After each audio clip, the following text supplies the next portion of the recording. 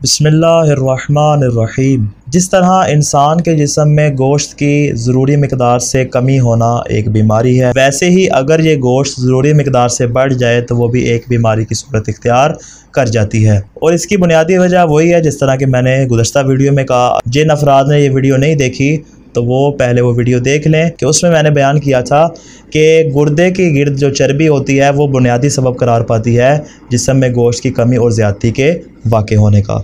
तो अगर ये चर्बी की मिकदार हद से ज़्यादा बढ़ जाए तो उसकी वजह से इंसान के जिस्म पे गोश्त चढ़ना शुरू हो जाता है। और इसकी बुनियादी अलामात ये हैं कि इंसान की गर्दन मोटी हो जाती है और जो उसकी अतराफ़ हैं उससे गोश्त बाहर निकलना शुरू हो जाता है। इसके अलावा उसका पेट जो है वो बाहर निकलना शुरू हो जाता है, उसका पेट बड़ा हो जाता है। ये बुनियादी अलामात हैं गोश्त की ज़्यादती का, कि जिसको हम अपनी ज़ुबान में मोटापा का नाम देते हैं। अब बढ़ते हैं इसके इलाज की जानिब कि इसका इलाज क्या है। इसका पहला इलाज ये है कि इंसान अपने खाने के औकात को तरतीब दे, यानी बिला वक्त और बिला वजह ऐसे ही खाता ना रहे बल्कि औकात की तकसीम करे। यानी तकसीम करने का मतलब ये नहीं है कि इंसान कहे कि मैंने 5 बजे खाई है तो फिर 7 बजे खाऊंगा, फिर 9 बजे खाऊंगा, 11 बजे खाऊंगा। मुराद ये नहीं है, बल्कि तरतीब से मुराद यह है कि जब इंसान का पेट बिल्कुल खाली हो जाए और उसके पेट में कोई चीज़ ना हो, उसे चाहिए तब वो खाना खाए।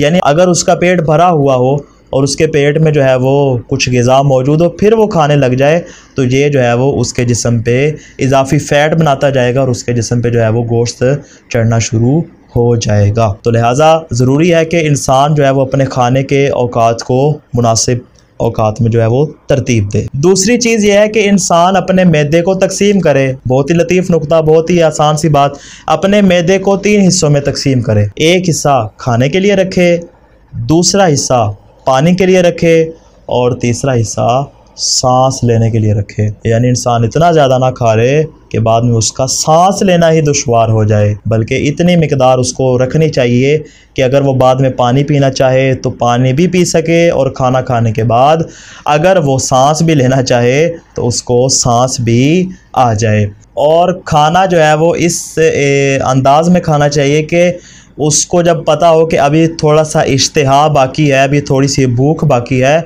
तब वो उस खाने को छोड़ दे तो वो इंशाल्लाह जो है वो बाद में उसके पानी की भी जगह बन जाएगी और उसके सांस लेने की भी जगह बन जाएगी। तीसरी चीज़ कि जिसका ख्याल रखना बहुत ज़्यादा ज़रूरी है और इसका आम तौर पर ख्याल नहीं रखा जाता, वो चीज़ यह है कि एक ही वक्त में इंसान तरह तरह के अनवा व अक़साम के खाने इस्तेमाल ना करे। एक ही वक्त में जो खाने का टाइम है उसमें एक चीज़ का इस्तेमाल करे। हदीस यहाँ पे बयान करना चाहूँगा। हदीस नकल हुई है रसूल खुदा सल्लल्लाहु अलैहि वसल्लम से। आपने इरशाद फरमाया कि एक वक्त में मुख्तलिफ़ किस्म के खाने खाने से इज्तनाब करो, इसलिए कि ये फासिकों का अंदाज़ है। जो लोग फासिक होते हैं वो तरह तरह के खाने इस्तेमाल करते हैं और इस बात से बेहतर है कि इज्तनाब किया जाए। चौथी चीज़ जो कि बहुत ज़्यादा अहम है, जिस तरह मैंने गुज़श्ता वीडियो में कहा, ये उसका बिल्कुल बरअक्स है। मैंने कहा था कि अगर जिस्मानी कमज़ोरी है तो इंसान एक दिन नहाए, एक दिन का वक्फ़ा करे, एक दिन छोड़कर एक दिन नहाए। लेकिन अगर इंसान चाहता है कि उसके जिस्म का गोश्त कम हो तो उसे चाहिए कि वो रोज़ाना नहाए।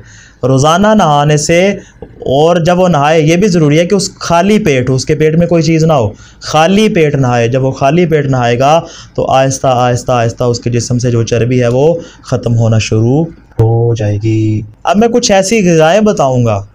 अक्सर लोग ये समझते हैं कि जो बंदा जिसके जिस्म पे मोटापा है और वो गोश्त अपना काम करना चाहे तो खाना पीना छोड़ दे, वो अपने पेट को भूख आदि कर ले। मुराद ये नहीं है। कुछ ग़िज़ाएँ भी ऐसी हैं जो इंसान के जिस्म से इस गोश्त को कम करती हैं। उसमें सबसे बुनियादी और पहली चीज़ है मछली। मछली का गोश्त ऐसा गोश्त है कि जिससे इंसान के जिस्म से गोश्त कम होता है। हदीस में है, इमाम मूसा काज़िम अलैहिस्सलाम ने इरशाद फरमाया कि जो गोश्त है, जैसे बकरे का गोश्त है, भेड़ का गोश्त है, ऊँट का गोश्त है, गाय का गोश्त है, गोश्त इंसान के जिस्म में गोश्त पैदा करता है, लेकिन जो मछली है वो इंसान के जिस्म से गोश्त को कम करती है। इसके साथ इंसान को चाहिए कि वो कुछ ऐसी गर्म ग़िज़ाओं का इस्तेमाल करे कि जिससे उसके गुर्दे की चर्बी कम हो, जैसे अंडे हो गए, अखरोट हो गए या गाजरें वगैरह होगी, इस तरह की चीज़ों का इस्तेमाल करें कि जिससे उसके गुर्दे की वो चर्बी आहिस्ता आहिस्ता कम हो। जब वो कम होगी तो इंशाल्लाह उसके जिस्म पर मौजूद गोश्त भी कम हो जाएगा। और इसके अलावा जो गुज़श्ता वीडियो में मैंने चीज़ें बयान की थी कि जो जिस्मानी कमज़ोरी के लिए जो खानी चाहिए, उन तमाम चीज़ों से इज्तनाब करें। इंशाल्लाह जो है वो आहिस्ता आहिस्ता वक्त गुजरने के साथ उसके जिस्म में तब्दीली वाक़ई होना शुरू हो जाएगी और वो दोबारा उसका जो पेट है वो अपनी असली हालत पर वापस आ जाएगा। दुआए खल्लाक़ दो आलम से खुदावंद करीम हमें हर किस्म की ज़ाहिरी और मख्फ़ी बीमारियों से महफूज फ़रमाए। वस्सलामु अलैकुम वरहमतुल्लाहि वबरकातुहू।